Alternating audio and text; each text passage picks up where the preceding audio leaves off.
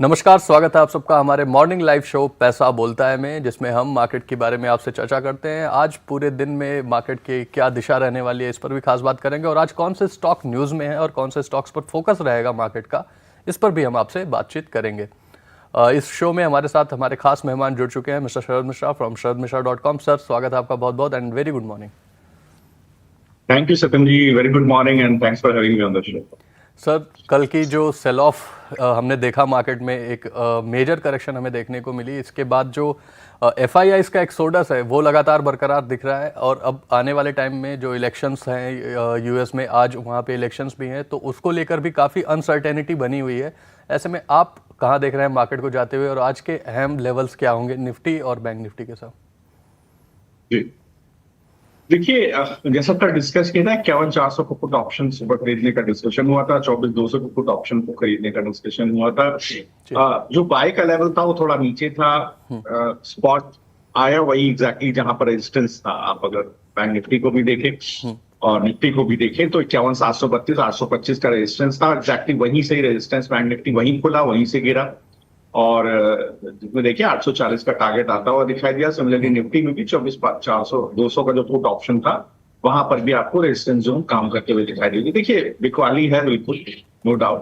तो अगर आप डेटा को देखेंगे तो अगर आप ऑप्शन चेन को देखेंगे निफ्टी और बैंक निफ्टी का, तो सबसे पहले बैंक निफ्टी को आप देखिए 51,500 के पास कॉल राइटर का बेस है जी। 51,500 पर पुट राइटर ने पोजीशन छोड़ी है। अगर आप देखें तो बड़ा बेस 51,000 के आसपास है। तो जहां कल क्लोज हुआ है 51,552 के आसपास, मुझे लगता है कि जो सबसे बड़ा रेजिस्टेंस बनता है ये वही बन जाता है 51,550 590।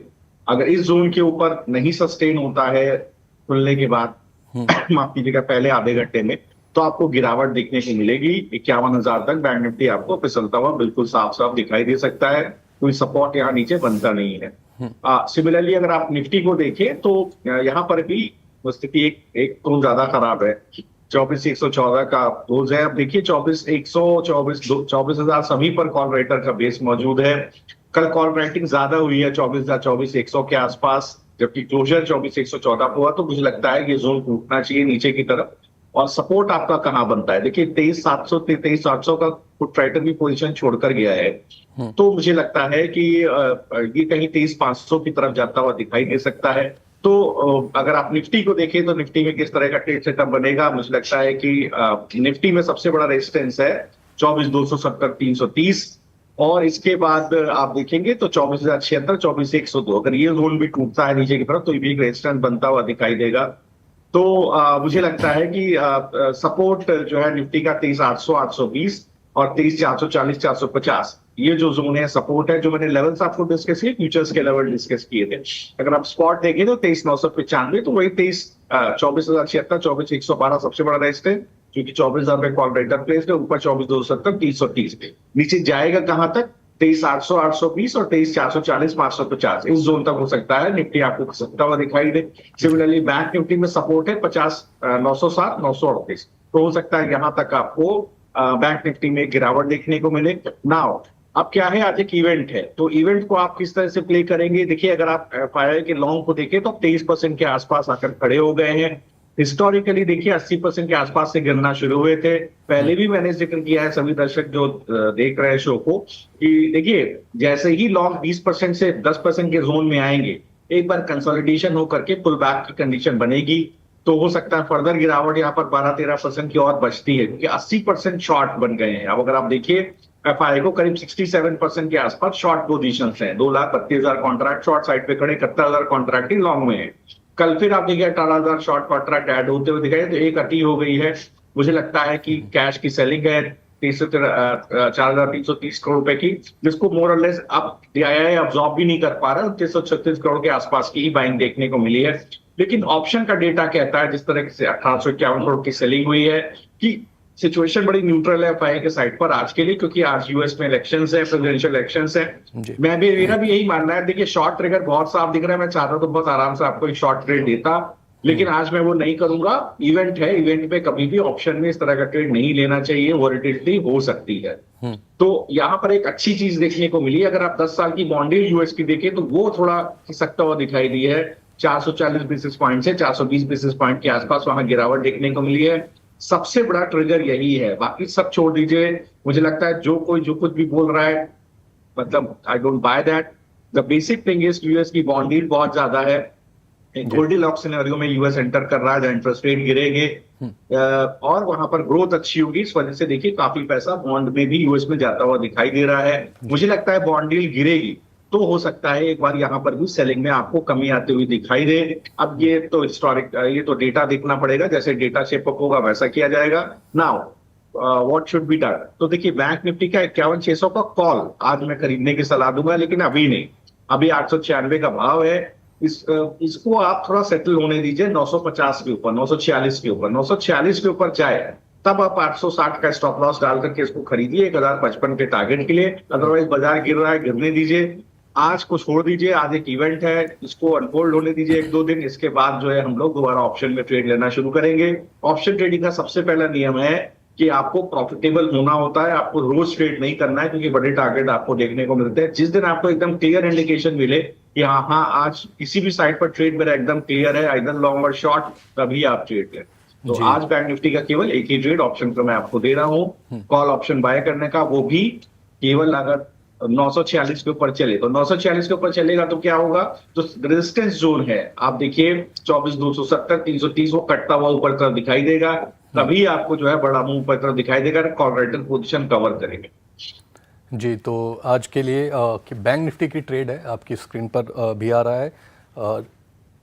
51,600 का कॉल ऑप्शन लेना है, 27 नवंबर की एक एक्सपायरी, जिसमें आपको 946 रुपये के ऊपर जब ये कॉल ऑप्शन ट्रेड करे तभी लेना है। अभी 800 कुछ रुपये इसका भाव चल रहा है।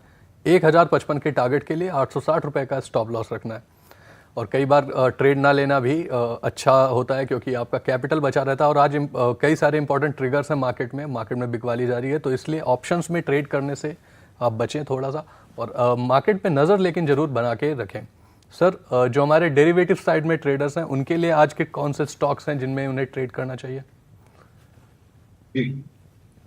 देखिए तो देखिए डिक्सन का रिजल्ट बेहतरीन आया था। कंसोलिडेटेड वेरी Q2 में आप देखें तो 11,000 करोड़ के आसपास बढ़ता हुआ दिखाई दिया था। YY 133% की ग्रोथ है, कंपनी बहुत अच्छी ट्रेजेक्टरी में है। कंसोलिडेटेड एबिटा देखे तो क्वार्टर का 420 करोड़ के आसपास था, 110% YY ग्रोथ थी। स्टॉक गिर गया था।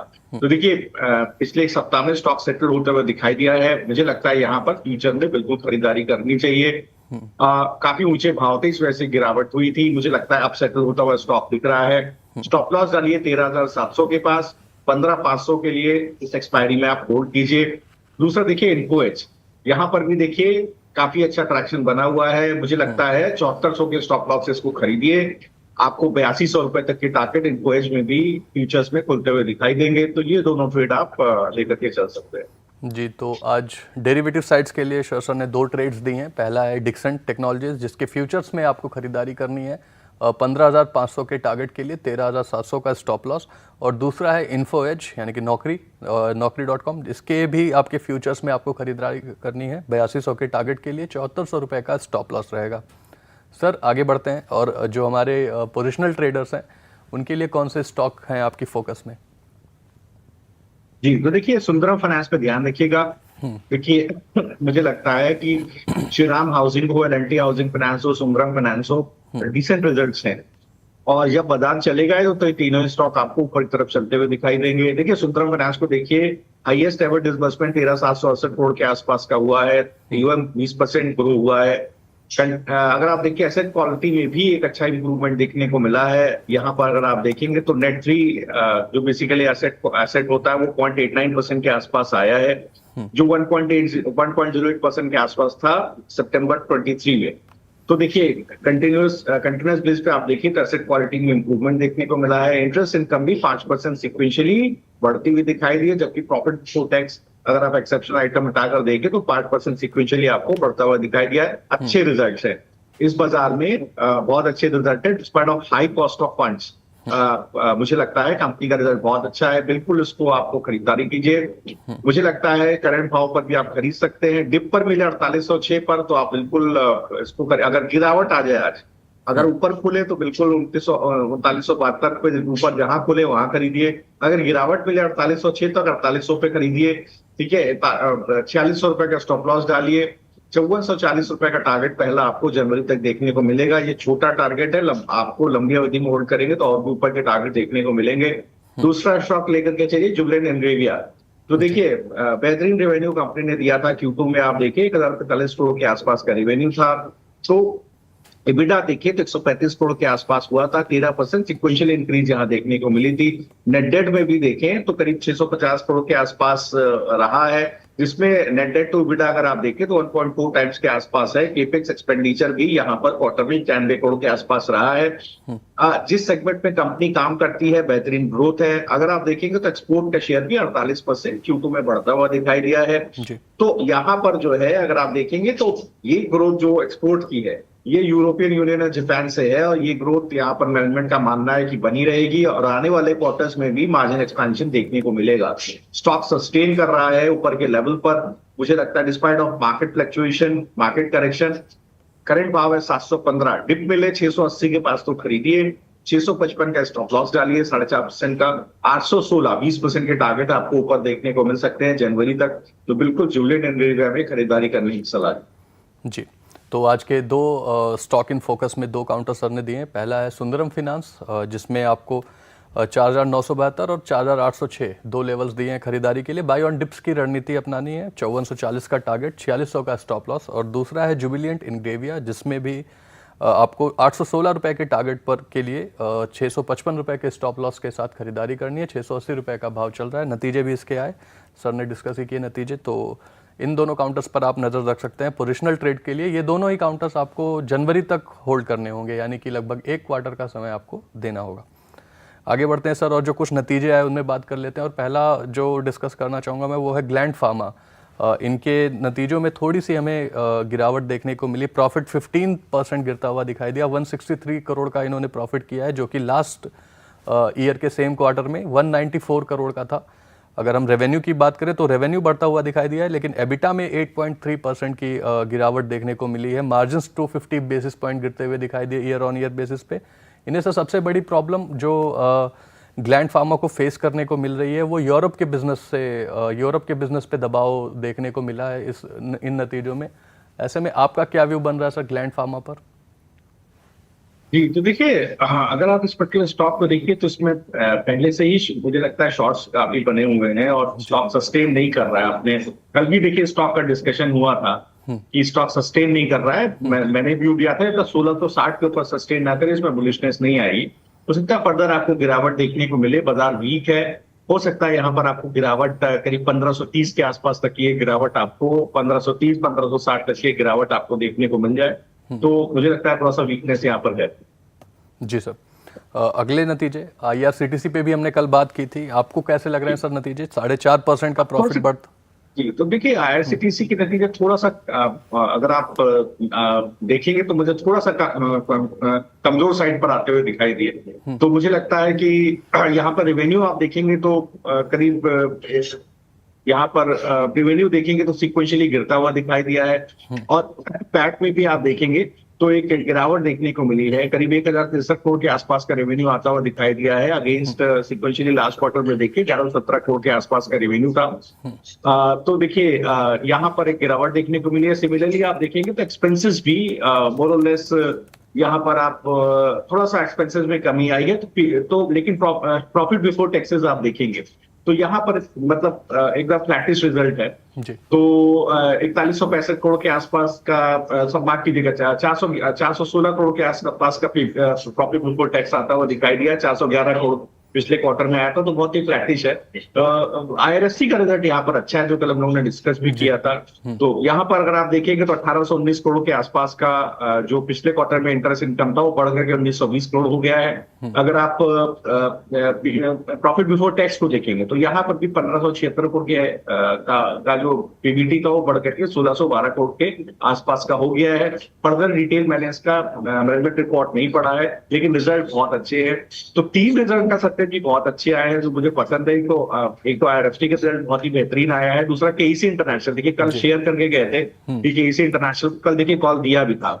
तो यहाँ पर आप देखिए एक अच्छा नंबर आता हुआ दिखाई दिया है। अगर आप देखेंगे तो 4511 करोड़ के आसपास का जो रेवेन्यू था वो बढ़ करके 5113 करोड़ के आसपास का हो गया है।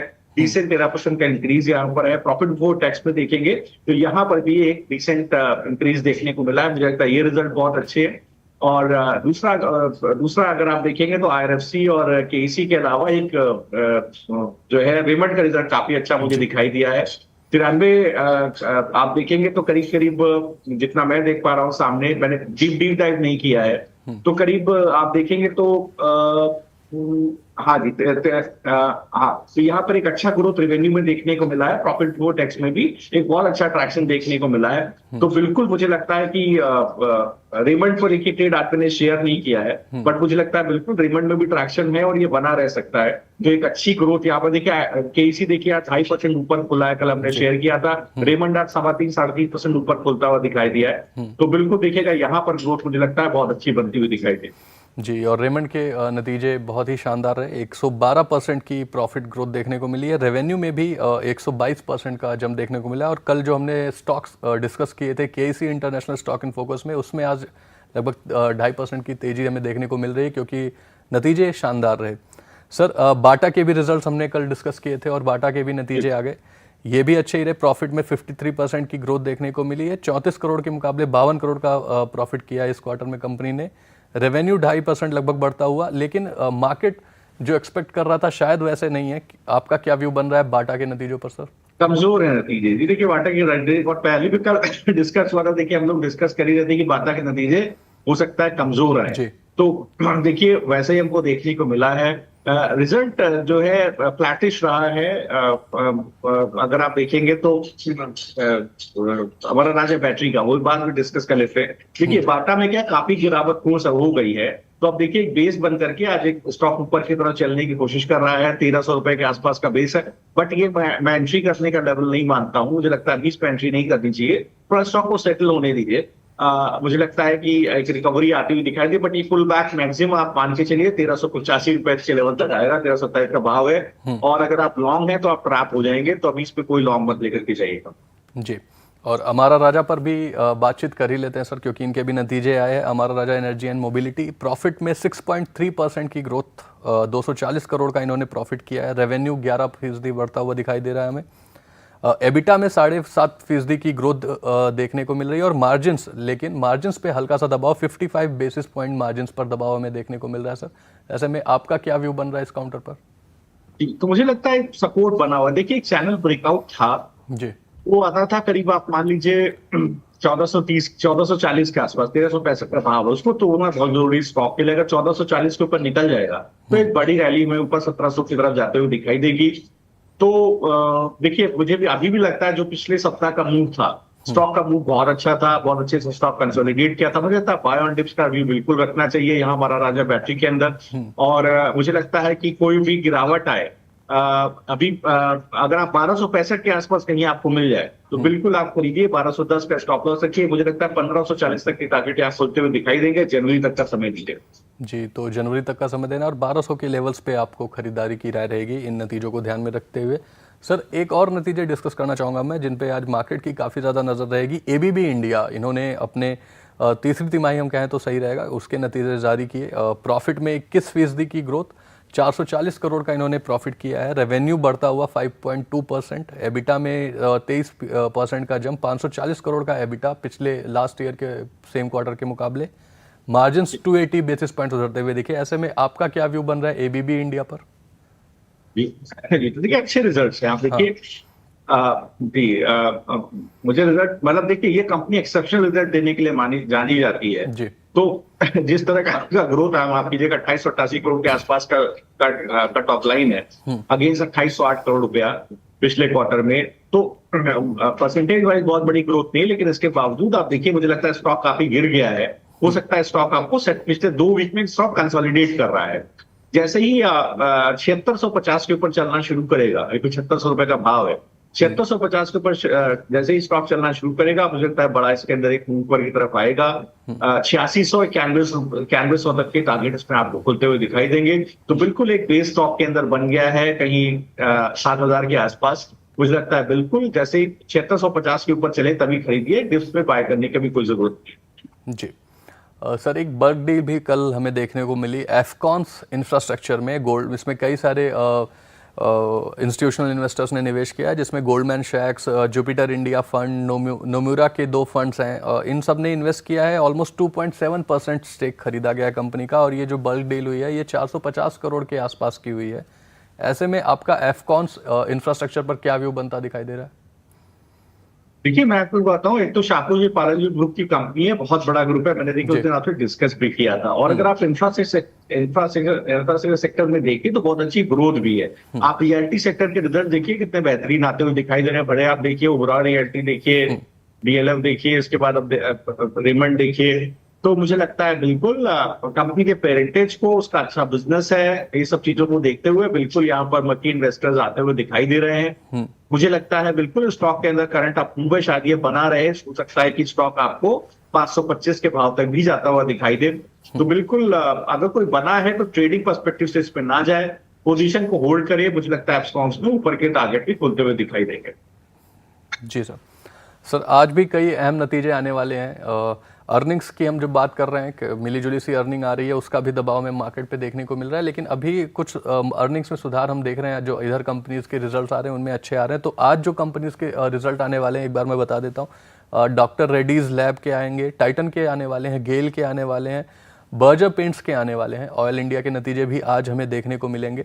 ऐसे में सर 2 काउंटर्स जिन पे हमारे दर्शकों के काफ़ी ज़्यादा सवाल भी रहते हैं, टाइटन और बर्जर पेंट्स, इन दोनों के नतीजों से आप क्या एक्सपेक्ट कर रहे हैं, और क्या नतीजों के बाद ट्रेड लेना चाहिए या पहले पोजीशन बनाने का कुछ मौका है इसमें? जी, देखिए टाइटन के अंदर अगर आप देखेंगे तो यहाँ पर वीकनेस है स्टॉक के अंदर, 3200 रुपए के आसपास है। लेकिन मुझे लगता है कि कोई भी पुल बैक आएगा तो 3300 रुपए पर सस्टेन नहीं करेगा। गुड रिजल्ट, बैड रिजल्ट, तो पहले इसको 3300 रुपए पर सस्टेन करना पड़ेगा। पुल बैक 3300 तक ही आएगा। कोई भी सीरियस इन्वेस्टर अगर शॉर्ट टर्म का है वो तभी जाए जब 3300 रुपए स्टॉक सस्टेन करे, अदरवाइज थोड़ा दूरी बना करके चले। यहाँ पर देखिएगा, मुझे 4-5 स्टॉक हैं जो मुझे बेहतर दिखते हैं। अगर आप बर्जर पेंट को देखेंगे तो यहाँ पर भी एक गिरावट देखने को आपको मिल रही है। स्टॉक सस्टेन नहीं कर रहा है। कोई भी पुल बैक आएगा तो ये 550 रुपए तक ही आएगा। एक लिमिटेड पुल बैक इसके अंदर बिल्कुल पॉसिबल है अगर रिजल्ट अच्छे आते हैं तो, लेकिन वो पुल बैक 550 रुपए तक आएगा। 521 का भाव है। तो देखिए 550 के ऊपर सस्टेन करे तभी आप इसको लंबी अवधि के लिए, थोड़ा शॉर्ट टर्म मीडियम टर्म के हिसाब से 3 से 4 महीने के लिए होल्ड करके जाइएगा। तो ये दोनों लेवल जो टाइटन और बर्जर में डिस्कस किए बहुत इंपॉर्टेंट है। देखिए स्ट्रेंथ कहां पर है, अगर आप इक्लर्स को देखेंगे तो इक्लर्स के अंदर देखिए बहुत अच्छी स्ट्रेंथ देखने को मिल रही है। मुझे लगता है यहाँ पर एक बार रिजल्ट अच्छे रह सकते हैं। जिस तरह का प्राइस एक्शन देखने को मिल रहा है, बहुत अच्छा सपोर्ट बना है करीब 2920 रुपए के आसपास। अगर ये सपोर्ट नहीं टूटता है और स्टॉक आज का जो स्विंग हाई है 3040 के ऊपर निकलता है तो आपको 3200 तक के टारगेट देखने को मिलेंगे। मैनकाइंड फार्मा देखिए बहुत अच्छा अट्रैक्शन यहाँ देखने को मिल रहा है। देखिए फार्मा में अच्छे रिजल्ट आते हुए दिख रहे हैं। तो मुझे लगता है बिल्कुल यहाँ पर भी एक अच्छा बेस बनता हुआ दिखाई दे रहा है। करीब आप देखें तो 2650 के आसपास से एक अच्छा डिसेंट बेस बनता हुआ दिखाई दे रहा है। मुझे लगता है बिल्कुल एक यहाँ पर भी ऊपर का ट्रेंड बना रह सकता है। मैक्स हेल्थ केयर देखिए यहाँ पर भी मुझे लगता है कि एक अच्छा ट्रैक्शन बनेगा। रिजल्ट आज है तो देखने वाली बात है। स्टॉक बहुत अच्छे सस्टेन कर रहा है, 935 950 के जोन में बहुत अच्छा सस्टेनेंस है। 1017 का भाव है। मुझे लगता है ये भी अच्छा काम कर सकता है। पॉलिसी बता पीबी फिनटेक देखिए यहाँ पर भी सत्यम जी मुझे लगता है बहुत अच्छा बेस बना हुआ है। एक अच्छा बेस 1630 1640 का, तो ये नहीं टूटता है, बेरिशनेस नहीं आएगी। ऊपर ये स्टॉक जैसे 1740 के ऊपर निकलेगा एक अच्छा मूव आपको देखने को मिलेगा। 1740 के ऊपर ही पेंट्री बनती है, उसके नीचे नहीं। सिमिलरली एप्टस वैली हाउसिंग देखिए जिस तरह से हाउसिंग फाइनेंस कंपनी के रिजल्ट्स आए हैं, मुझे लगता है बिल्कुल यहाँ पर भी एक अच्छा ट्रैक्शन देखने को मिल रहा है। मुझे लगता है पिछले 1-2 सप्ताह के अंदर थोड़ी गिरावट देखने को मिली, बट एक बेस अच्छा है स्टॉक का 340 रुपए के आसपास। ये स्टॉक कहीं अभी भाव है 344, अगर 360 के ऊपर सस्टेन कर जाए सत्यम जी तो एक बड़ा मूव ऊपर की तरफ दे सकता है।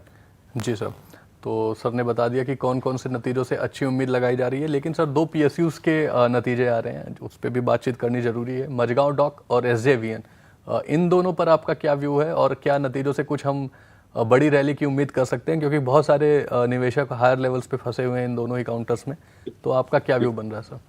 जी, तो देखिए मझगांव डॉक को अगर आप देखेंगे तो बिल्कुल स्टॉक कंसोलिडेटेड है, स्टॉक गिरा नहीं है। अच्छी बात यह कि स्टॉक के अंदर गिरावट नहीं है। आप देखिए बहुत अच्छा बेस बना हुआ है, 3870 के आसपास है। जब तक उस जोन को नहीं तोड़ता है फर्दर वीकनेस नहीं आएगी। एक टेक्निकल पुल बैक बिल्कुल पॉसिबल है 4555 रुपए का। जैसे ही 4555 4560 के ऊपर सस्टेन करेगा, तब ये बड़ी रैली के लिए तैयार होगा। काफी लंबे समय से स्टॉक में कंसोलिडेशन का दौर चल रहा है। तो 3870 के पास अगर स्टॉप लॉस प्लेस करें, stop loss in the sense Friday to Friday देखिए, अगर या रिजल्ट है आज तो देखिएगा, अगर 3870 टूटता हुआ दिखाई दो, 3870 के नीचे क्लोज ले, तब अगर आप लॉन्ग है तो पोजीशन काटिएगा। स्टॉक कहीं अगर सस्टेन हो जाता है और 4011 का भाव है, कहीं आपको करंट डे हाई जो है 4178 के आसपास, इसके ऊपर क्लोज होता हुआ दिखाई दे ग्रीन कैंडल में, आप खरीदना चाहें तो बिल्कुल एक बार खरीद के ले जा सकते हैं। सिमिलरली आप एसजेवीएन को देखें तो यहाँ पर भी काफी कंसोलिडेशन जारी है। अगर आप देखेंगे तो 106, 105, 106 के आसपास एक अच्छा बेस इसके अंदर बना पिछले 3 सप्ताह के अंदर। कोई भी पुल बैक आएगा तो 124, 130 मैक्सिमम, वहां तक का एक पुल बैक बिल्कुल पॉसिबल है। तो बिल्कुल मुझे लगता है 105 रुपए के स्टॉप लॉस से आज रिजल्ट है, बने रहना चाहिए। 105 के नीचे दिन में क्लोज करे तब जरूर पोजीशन काटनी चाहिए, अदरवाइज मुझे लगता है बने रहना चाहिए। इसी दौरान आप देखेंगे तो ऑयल इंडिया रिजल्ट है, यहाँ पर एक अच्छा ट्रैक्शन देखने को मिल रहा है। 50 डे एक्सपोनेंशियल मूविंग एवरेज के पास ही सत्यम जी ट्रेड करता हुआ दिखाई दे रहा है। आज एक बेस बनता हुआ दिखाई दे रहा है 455 रुपए के आसपास। अगर आप तीनों ऑयल मार्केटिंग कंपनी देखेंगे तो मुझे सबसे ज्यादा पसंद यही है। मुझे लगता है रिजल्ट हो सकता है अच्छे हो अगर 455 के आसपास का बेस है। अगर कोई टेक्निकल पुल बैक आता है तो आप फ्यूचर्स में भी एक और ऑप्शन में भी आप जो है 500 रुपए का कॉल लेकर के आप उसको ट्रेड कर सकते हैं। मुझे लगता है 455 का स्टॉप लॉस डालना चाहिए, और मुझे लगता है कोई भी टेक्निकल पुल बैक आता है तो 550, 550 तक का एक अच्छा पुल बैक इसमें देखने को मिल सकता है। जी, तो ऑयल इंडिया के नतीजों पर आप अपनी नज़र रखें। मैं पीसीआर से चाहूँगा एक बार चार्ट फिर से दिखा दें। हाँ, ऑयल इंडिया के चार्ट 500 रुपये का ऑप्शन लेके आप इसमें ट्रेड कर सकते हैं। नतीजों के ऊपर ट्रेड है, लेवल्स का ध्यान रखिएगा जो सर ने बताए हैं, उनको ध्यान में रखते हुए ही ट्रेड करिएगा। सर आगे बढ़ते हैं और एक और आखिरी नतीजों पर बात कर लेते हैं जो आज आने वाले हैं, वो है जेके टायर। एक जो हमें दबाव देखने को मिल रहा था, कमेंट्री आ रही थी मैनेजमेंट की कंजम्पशन थीम्स और इन सब चीज़ों को लेके। ऐसे में टायर की कंपनीज जो हैं सर, ये एक तरीके से सेकेंडरी डिमांड की तरह काम करती हैं कंपनीज के लिए, ऑटो कंपनीज के लिए, स्पेशली बाइक, 2 व्हीलर और 4 व्हीलर्स के लिए। ऐसे में आपका क्या व्यू बन रहा है सर जेके टायर के ऊपर? तो देखिए, अगर आप जेके टायर को देखिएगा तो स्टॉक सस्टेन कर रहा है। मुझे लगता है कि एक अच्छा बेस इसके अंदर बना हुआ है, कहीं 373, 375 के जोन में एक अच्छा सपोर्ट बना हुआ है। मुझे लगता है टेक्निकल पुल बैक बिल्कुल 421 रुपए तक पॉसिबल है। 420, 425 जोन तक एक पुल बैक बिल्कुल पॉसिबल है। इस जोन के ऊपर सेटल करे 420 के ऊपर, तब एक लगता है इसके अंदर अच्छा ट्रेड बनता है। मीडियम टर्म के लिए, शॉर्ट टर्म के लिए आप इसको होल्ड कर सकते हैं 2-3 महीने के लिए, तो उस कंडीशन में आप इसको होल्ड करके लेकर के जा सकते हैं। जी सर, अब कुछ दर्शकों के भी सवाल ले लेते हैं। काफ़ी ज़्यादा सवाल हमारे पास आ चुके हैं। पहला सवाल अनुज जी का आ रहा है, इनके 2 काउंटर्स पर सवाल है। पावर ग्रिड इन्होंने ले रखा है 355 रुपए के भाव पर, और कैंपस ले रखा है 350 रुपीज़ के भाव पर। इन दोनों पर ये आपका व्यू जानना चाहते हैं सर। देखिए, पावर ग्रिड को अगर आप देखेंगे तो पिछले 3 सप्ताह में कंसोलिडेशन मिला है करीब 315, 313, 315 के जोन में। मुझे लगता है इसको 325 का जोन तोड़ने की जरूरत है। अगर इसके अंदर कोई बुलिशनेस का अगर आती है तो ये जोन जरूर इसको तोड़ने की जरूरत है। इसका रिजल्ट है कल, तो देखिए बिल्कुल ध्यान रखने की जरूरत है। मुझे लगता है अगर 325 के ऊपर निकलेगा तो एक अच्छा बुलिशनेस आपको देखने को मिल सकता है। सिमिलरली आप देखिए कैंपस वेयर के अंदर अगर आप देखें तो छोटे मझोले जितने भी फुटवेयर ब्रांड्स हैं, वहां देखिए आप देखेंगे तो अगर रिपोर्ट आप देखेंगे तो जो रूरल कंजम्पशन और कैडबी कैटसी सिटीज है वहां पर कंजम्पशन एक अपटिक है। तो बिल्कुल मुझे लगता है कैंपस का देखिए रिजल्ट है, मुझे लगता है 27 नवंबर को इसका रिजल्ट आएगा। स्टॉक बिल्कुल सस्टेन करता हुआ दिखाई दे रहा है कहीं 278 से लेकर के 270, 278 के जोन में। अगर आप ने स्टॉप लॉस नहीं लिया है और आप बने हुए हैं तो बिल्कुल आप उसी जोन को सपोर्ट लेकर के बने रहे। 270 से 280 के जोन के सपोर्ट को लेकर के बने रहे। पुल बैक आता है तो 320 के ऊपर स्टॉक अगर जाता है और सस्टेन करता है तो एक बड़ा मूव पर की तरफ पॉसिबल है। इन दैट केस आप 380, 420 तक के पोजिशनल टारगेट 3 से 6 महीने में लेके चल सकते। जी, रीना जी का सवाल आ रहा है सर EI होटल्स पर। ये पूछ रहे हैं कि 422 रुपए के भाव पर इन्होंने खरीद रखा है। इनका शॉर्ट टर्म का व्यू है, क्या करना चाहिए इन्हें? कौन सा होटल बताया आपने? EI sir, EI hotel, EIHOTEL, NSE code. 366 रुपए का भाव चल रहा है अभी, 65-66। सत्यम जी मैं सर्च नहीं कर पा रहा हूँ जी। EIH लिमिटेड सर के नाम से है, EI होटल इसका NSE। अच्छा EIH, अच्छा जी, आप माफ कीजिएगा। जी जी जी जी जी सर। माफ कीजिएगा मैं। हाँ जी।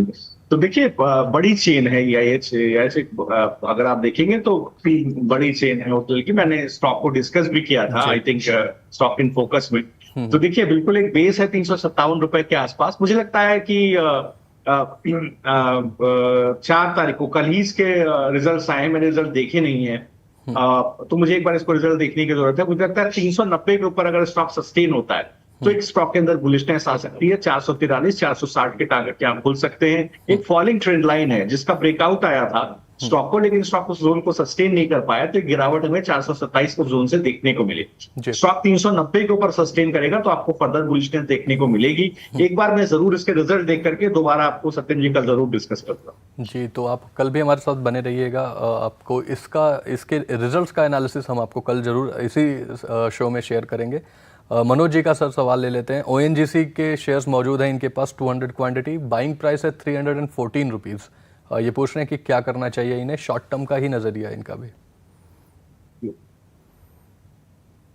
तो देखिए मैं देख रहा था, कोशिश कर रहा था कि मुझे एज के रिजल्ट मिल जाए, लेकिन मैं देख नहीं पाया। जी जी। कोई बात नहीं, मैं इसको देख करके बताऊंगा। तो माफ कीजिएगा।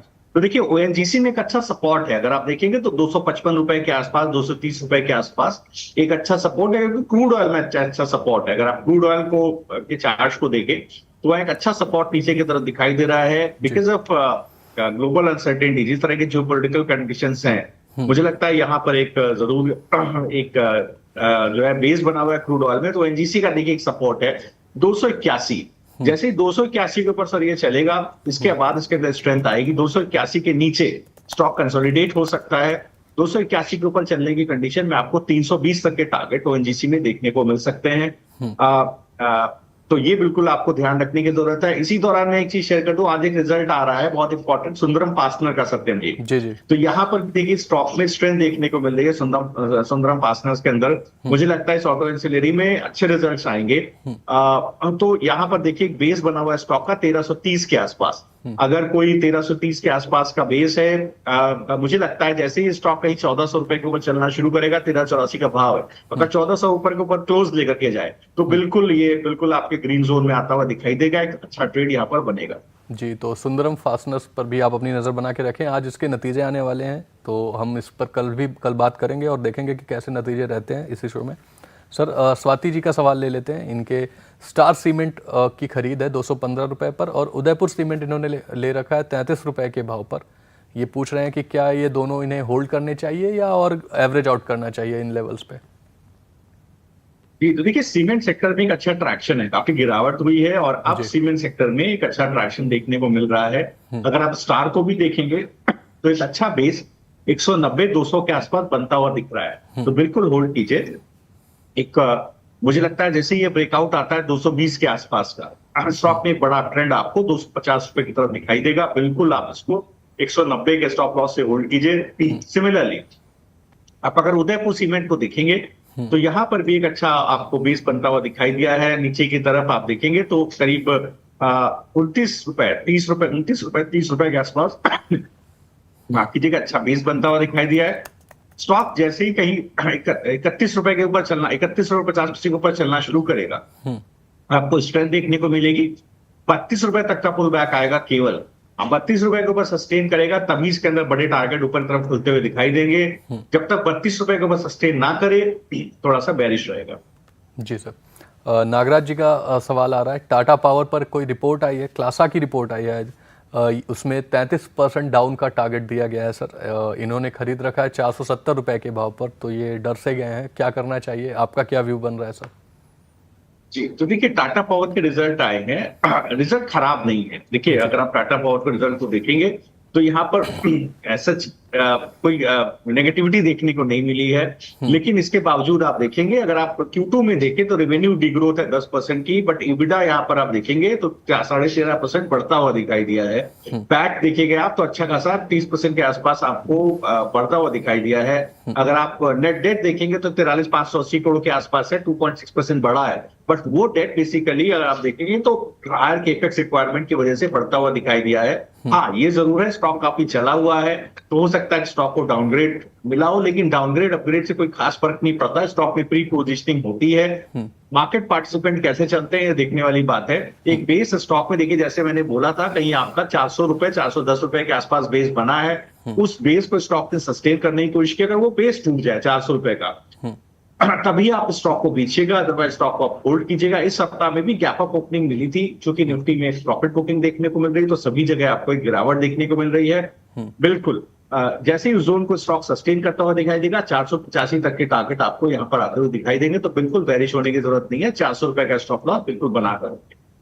जी सर, राजन पांडे जी का सवाल आ रहा है सर, इनके पास जोमेटो है, 267 रुपीज़ की खरीद है, 267 रुपए पे इन्होंने खरीदा है। सुजलॉन 67 रुपए पे खरीदा है। ये दो काउंटर्स हैं इनके पास और 1 साल का नजरिया है। ये पूछ रहे हैं कि लॉस हो रहा है तो क्या इन्हें निकल जाना चाहिए, लॉस बुक कर लेना चाहिए?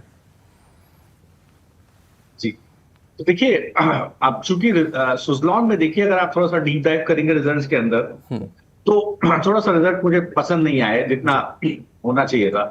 तो देखिए, यहाँ पर जोमेटो के अंदर देखेंगे तो पहले जोमेटो को डिस्कस कर लेते हैं। देखिए, जोमेटो तब तक एक्ट नहीं करेगा जब तक स्विगी का आईपीओ लिस्ट नहीं हो जाता और वहां पर फर्दर मैनेजमेंट कमेंट्री नहीं आती। तो ये बहुत इंपॉर्टेंट है। स्विगी को अगर ओएफएस हटा दे, कोई 4,500 करोड़ के आसपास मिलता है, और जोमेटो के पास already cash and cash equivalent 10,000 crore पड़ा हुआ है, और गोयल साहब और पैसा रेज करने की कोशिश कर रहे हैं। तो देखिए, यहाँ पर कुछ इनऑर्गेनिक एक्सपेंशन जोमेटो स्विगी दोनों में देखने को मिल सकता है। मुझे लगता है जिस जोन में जोमेटो ट्रेड कर रहा है, बिल्कुल आप इसको अभी होल्ड कीजिए, अभी परेशान होने की जरूरत नहीं है। जब तक स्विगी का आईपीओ नहीं लिस्ट होगा, तब तक यहाँ पर आपको एक गिरावट देखने को मिल सकती है। सिमिलरली अगर आप सुजलॉन को देखेंगे तो यहाँ पर एक बेस है करीब 66 रुपए के आसपास, पिछले 3 सप्ताह का 4 सप्ताह का बेस है। इस जोन को स्टॉक तोड़ नहीं रहा है। अगर इस जोन को स्टॉक तोड़ दे, मतलब इसी वीक का लो पकड़ लीजिए 65 रुपया, 65 के नीचे निकल जाए तो आप बेच दीजिएगा, आपको दोबारा 62 रुपए के आसपास की खरीदारी मिलेगी। लॉन्ग टर्म का ट्रेंड इंटैक्ट है स्टॉक के अंदर। तो मुझे लगता है बिल्कुल 62 रुपए के आसपास कहीं मिले तो दोबारा खरीदिएगा। और जोमेटो में जैसे मैंने आपको बोला, 240 के आसपास का सपोर्ट है, उसी के आसपास स्टॉक ट्रेड कर रहा है। 248 के ऊपर निकलेगा तो दोबारा बुलिशनेस बनेगी। गिरता है तो आपको हो सकता है फॉल 226 रुपए तक मिले। तो 240 के आसपास के नीचे खिसक जाए सप्ताह में, तो आप बिल्कुल इसको बेच करके अभी ये दिएगा। 230, 222, 230 के बाद आपको दोबारा मिलेगा। जी सर। सर एक आखिरी सवाल ले लेते हैं आपका। सेजल जी का सवाल है एनएचपीसी पर। एनएचपीसी इन्होंने ले रखा है 93 रुपए के भाव पर। ये पूछ रहे हैं कि क्या इन्हें करंट लेवल्स पे और खरीदना चाहिए, इनका लॉन्ग टर्म का नजरिया है सर। तो देखिए, एनएचपीसी को आप देखिए, मुझे लगता है बिल्कुल इसको अगर आप करंट लेवल पर भी देखिए, रिजल्ट इसके मेरे ख्याल से परसों 7 तारीख को आने वाले हैं। तो देखिए, एक 73 रुपए पर बेस है। बिल्कुल अगर आप लंबी अवधि के हिसाब से लेना चाह रहे हैं तो कोई दिक्कत नहीं है, आप बिल्कुल एनएचपीसी को लेकर के आप होल्ड कर सकते हैं। तो मुझे लगता है बिल्कुल यहाँ पर कोई दिक्कत नहीं है एनएचपीसी को होल्ड करने में। बाय ऑन डिप्स का जहां तक व्यू रहा, अभी थोड़ा सा होल्ड कर जाइए, अभी तुरंत डिप्स पे बाय मत कीजिएगा, क्योंकि बेस इसका 73 रुपए के आसपास है। कहीं आपको 77 से 73 रुपए के जोन में दिखाई दे तो आप जरूर इसको एवरेज कीजिएगा। जी, thank you so much sir हमारे साथ जुड़ने के लिए और अपनी बेहतरीन ट्रेडिंग कॉल्स और एडवाइस हमारे दर्शकों के साथ शेयर करने के लिए sir. Thank you Satyam ji, thanks for having me on the show. और सभी दर्शकों को इन्वेस्टमेंट्स के लिए बहुत बहुत शुभकामनाएं। जी, थैंक यू सर। साथ ही हम दर्शकों को बता दें, आपने बहुत सारे सवाल भेजे हैं, मैं माफ़ी चाहूँगा जिनके सवाल मैं आज नहीं ले पाया हूँ, लेकिन आप हमारे साथ बने रहिएगा। हम 12 बजे और 1 बजे के शो में ज़रूर आपके सवाल लेंगे। इसके अलावा कल सुबह फिर हम आपसे इसी टाइम पे सुबह 9 बजे से जुड़ेंगे, बेहतरीन ट्रेडिंग कॉल्स और उस दिन की मार्केट एनालिसिस लेकर। तो आप ये शो देखना ना भूलें, पैसा बोलता है, सिर्फ और सिर्फ जागरण बिजनेस पर। थैंक